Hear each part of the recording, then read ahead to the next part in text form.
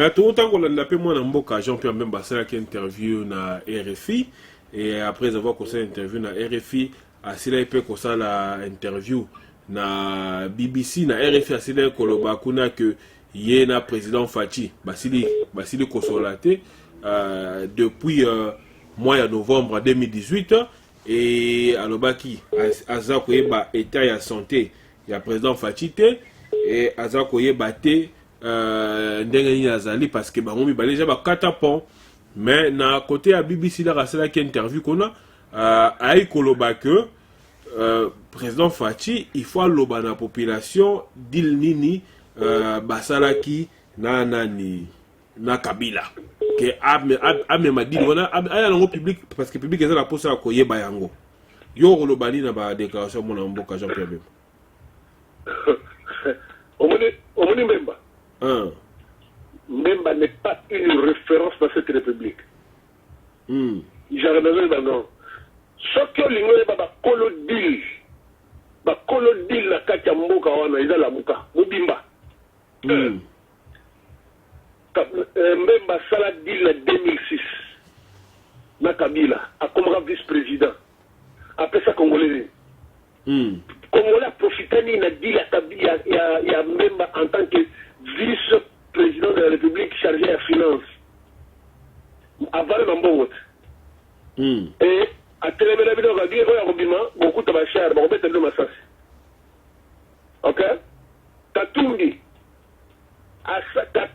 Mujibi, Katumbi Asala, il n'y a pas de banc, des pénalties. Triché 2 fois. Là, c'est ni on est besoin de la lélo. C'est ni on est à l'élo. Tu vas savoir que Katumbi, Bemba, Nini, tout. Cour constitutionnelle, oyoyo. Exact, Bango, tu vas savoir la cour constitutionnelle pour la COP, la Bango. C'était ça le deal. Maintenant, ça veut dire qu'il y a la Kabila. Avant, on travaille pour la Kabila en 2006, comme top na Tambou Mwamba. On va foutre par semaine $2000. Ah, ça l'a dit là qui mouta. Aïe, ça l'a dit, ça l'a dit, les a dit. Aïe, ça l'a dit, non. Mouzita, ça l'a dit. Aïe, ça l'a dit, non. Bambou, ça l'a dit, ça l'a dit. Bah, tout le monde a la mouka, bambou, tout. Bah, on a tout, son professeur, ce qu'il a bossé dans le combo. Matungul. Ah, ça l'a dit, ça l'a dit, ministre Kabila. Il y a finance. Il est ça, bon, Bakabon. Et pas Fachi, et comme il a dit, là.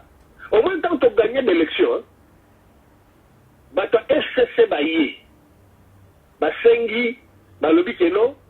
Le rôle de l'élection, tu as la majorité dans le Parlement. Tu as la présidence. Tu collaborer, en fait, tu cohabiter ensemble. Pas cohabiter ensemble, tu coaliser ensemble. Tu coaliser. Il y a un dit, mon bien, voilà. Parce que tu as la majorité de la Parlement, tu as la majorité de la Sénat. Pour l'intérêt de Mboka, tu as la coalition, tu as géré Mboka ensemble, tu as Mboka. C'est ça. Il y a un dit. La bonne chose dans les tata, adresse ta kangama na Togo. Tata, Papa Honoré Papa Honoré Ngwanda. Il s'habille dans un soulèvement populaire. Oh, bah, il y a dans les moutis à l'obalo. Papa Wana. Il s'habille dans la signale à Mousseveni pour la Kabila va contre la pouvoir. Il s'habille dans le dit point. C'est un truc comme dire. Les Congolais toujours bossent rapide. Rwanda ne peut pas être une référence. Katumbi ne peut pas être une référence. Mbemba ne peut pas être une référence. Matungu ne peut pas être une référence. Fayoulou, c'est pire, ne peut pas être votre référence. Et le Matungu, le Mouzito, Miyibi. Rwanda peut Miyibi. Mais comment on a organisé marche contre corruption oeza kolekana nde Barcelona bakoza kolekana mboka balingi bazong c'est la peuple congolais dignité na yaye les 30 awa pona yo c'est le sentiment de casse tala on marche bako sala marche bako lemba bakosala marche bakolemba omoni dimanche zonga nde omonaka dimanche nyonso après dimanche benganga après dimanche bengisanga mais nalobi bakosala marche na bango ndenge bakolemba babengi yango marche pacifique ndenge wazoloba bango babengi yango pacifique babi soulèvement populaire bango babengi yango pacifique mais tozomona côté ya diaspora bacandidat okeke na bato mosusu bazobake soulèvement populaire vraiment nalobi ozolabela bata diaspora na bamboka moto bavandi bayebi ta basystème yango ndenge fonctionne ndenge système bamboka bavandi efonctionnera te tuna fayulu soki yo lelo président na situation ya faci foyo elinga osani nie réponse ya te memba akokotela biloko ya soulèvement lui soki memba azolokonda soulèvement populaire nayebi so soko memba akoti makambo ya soulèvement populaire ntango ye bato omoni tozobosana pro omoni ntango batiki memba na cette ye tanga na grief okoko google yango oloki ozongo mpenza tanga na grief ya badécision bazwaki ya memba balobi boye toza kolibere yo tolingi te toyoka yo oza na makambo etali soulèvement populaire tomona yo na makambo etali insurrection tomona na makambo etali rébellion soki tokuti ye na makambo misato oyo aozonga cpi oyebi cpi ya mbemba mbala oyo omoni 10 ans asalaki juge akotala soko apartir ya 10 ans wana juge aokende yango soit amultiplie ou bien atriple yango sikotala siko bakateli par exemple de 30 ans même managine donc nayebi te msa kokufaka kuna vous comprendre donc kolobela na biloko wana ya badise ozomondela yango nayebi na ok soulèvement populaire nayebisa oko il va de son intérêt même est rentré il négocie avec Félix mais alobi atikala kosolana ta solaka na ye te nalobi mbemba négocie en coulisses est-ce qu'il a même mentionné makambo ya vérité de dire ya Fayulu même discours ya Katumbi même discours ya Memba on remarque à côté ouais tu remarques oui mais voilà je ne sais pas si Martin Fayulu je pense à côté de la dépression il ne réfléchit plus à côté de la dépression on dit que ce qu'on trahir on est bien que on commence à faire combien on se comme on se que muto ça la pire là dans la souris là permettez-moi de dire aussi la BBC alors et comme ici c'est difficile est-ce que question mark est-ce que hier on a opposé candidature en 2023 il a opposé candidature en 2023 pour même d'abord régler le problème en 2023 il n'est pas encore sûr qu'il a proposé candidature recevable en 2023. Pourquoi? Faute de corruption. Article 10 de la loi électorale, les autres frappent Mbemba. Donc il faut allouer. Mais il faut sur la guerre. Le président de la République. Mais ce qui est président Félix a présidenté, mais il fallait mon anamité. Il fallait mon Fayulu. Il fallait le président élu. Bon, il y a un président élu. On va comprendre.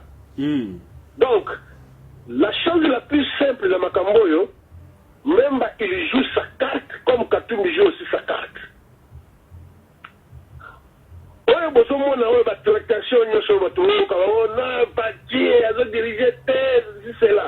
Je vous dis, le président de la République est fatigué.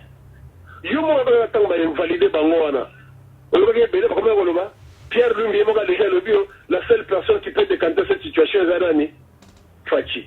Vous comprenez? Même Mbemba s'adresser à comme autorité.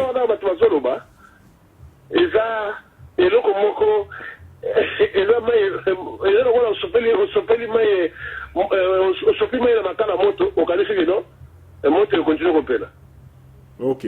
Motuna Soukezali, tout le monde qui peut même s'intéresse à rendre hommage à papa Wemba, à musicien, à Batebele, mais à la côté de Combo et Tien Sécurité. Mais l'interview, il y a un RFA lobby qui a Zoluka s'arranger peut-être la famille ya papa Etienne pour qu'il ne rendre hommage à place Bakundie kuna na Nsele kuna yo omoni d'abord makambwana ndegene bon Franco omoni lelo ngana kozala yo kozala kufeli matanga ezalaka na facultatif olingi oyo limite ovai na yo soki ngai na considéraka yo en fait so na considéraka yo étant africain bantou. En tout cas, je me trouverais dans l'obligation que non, matanga ya famako sufonazala. Mais soki yo moni ona valeur te otangi no obedeye bisanga nano. Kiseke da botigala ka kiseke nenga tigala kufi mazali makambezo smakba donc ba idéologie de sala. Même ba très sur idéologie, même ba sur kufi le très besoin. Et le côté. Non, est-ce que yo sommes moi mutu mo azopesa même ata sujet mo bien projet mo ya malama mbemba. Ezala ate. Bato baraka oh non mbemba armée, ba mo na mbemba wa militaire. Parce que ngai depuis ngana ebili mbemba, en tout cas kutama be. Ngana ebili mbemba na politique étant rebelle. Même à côté la politique étant rebelle. À part rebelle na ebele makamususte. Na parcours modé mo na travailler pour mbemba dina no, na ça la jalelo ya mbemba. Na kubanda ko ndeko ndeni. Na ko bela nini? Azana ba désordre sur désordre. La vie politique naïe. Donc, on a quand même voix dans le Bela Mbemba. Mais la édition, ok, Batouana, Pessara inane. On est Herman Cohen. Alors, bah, que Pessa inane. Naba Kabila, Naba Mbemba, Faïl, au sommet de Nenga Sili, conseil de Sila, à sa la société, à Komika Otambola, si vous avez plus sur Azana Chairman. Ba chairman ba katum banani iyo webi ne plus kat baïda zala alo magarie a comme le un garçon transporteur ya ba malette na bango vraiment ozomona pour la ligne résultat ko trahir o benaka frère à église na bino voilà donc koloba likambo ya o ba atanga ko ma feli ya Etienne Tshisekedi te ezali juste mauvaise foi et puis manque à culture et à la civilisation bantou. Okay. Vous comprenez? Okay. Parce que quelqu'un qui a un sens élevé qui compte gérer la nation, gérer l'État, tu ne verras pas une personne attendre la bilo au Rwanda, aujourd'hui remercier des grands hommes, les gens qui sont passés, les gens qui ont fait l'histoire du pays, la grandeur et Moutou. Pour la Rotali, même n'est pas un politicien. Moi, je n'ai pas vu, et donc, même la politique, les années. Et ça, rébellion. Tant que vous parlez, on va dire, mais même c'est un champion de deal. Sont allés accord de cascade. À qui m'en va, on peut être la première ministre. Bon, on a intérêt à peuple. 2006 qui a participé à la vice-président de la République, à Saïla Binoni. Congo, Bishop Peuple, et l'OT. En 2006, il fait l'élection présidentielle. Même il y a des médicaments, on a des résultats, mais j'ai accepté l'inacceptable. Il a accepté les Sénégalais de l'année. C'est quoi? On dit qu'un voleur veut venir faire dans des leçons là-bas, bah ça te m'a beaucoup plimé, bah il m'a pété. Les leurs sont depuis que l'autre traduit même à la justice. Même ça là-bas dossier. Même là-bas dossier. Même là-bas la fois, il m'a mis un délit. Ce qui cours pédale et tigaye. Ce qu'on Congo Suko. À ça la guerre la Kataville à Kinshasa. La population va koufa. Ba militaire bakufa ils ont posé là tangela ngai société nyo ba société oyo papa na yatigela ye oyo mona tambola po benga mutu na bon gestionnaire ko gérer état sile zaire kufa ba bloka papa na supe lala yimo moni pe mutu ndenga zaleli mais la politique a pas belé na ebi chazo négocier ngana sina le milo azon ko négocier ya ko mona fatira zensa to na yo ao. OK, merci beaucoup de parce que 2023 na les a dessiné pas le mais il est pas si là que coalition cash FCC bazala prêté pour l'élection 2023 ndenge bazoko bunda ndenge bazoko yo kanate wana c'est là que le bayango ce qui a bazala prêté depuis bazala prêté il y a salaka dilo benga wana oya coalition wana FCC cash il y a salaka yango prêté ça on a 2006 dans Kabila tanga accepter que inacceptable mais bazala na osala opposition républicaine ayebi sarabino amema ça c'est mais biso ba rebelle kala omoni mentor lobaka iten tseke de lobaki to gozoka pouvoir na mboka wana sans que ça se betama et ko kisa meze ko et omoni bil bozo benga dilo donc coalition salami o donc na ngoti nene ke ndekubuta résultat on comprend OK soko balingi ba ya to kotsa bango. Merci beaucoup Ndeko Poutine. Merci beaucoup Ndeko Poutine. Mon à la fin des années pour toi kabala.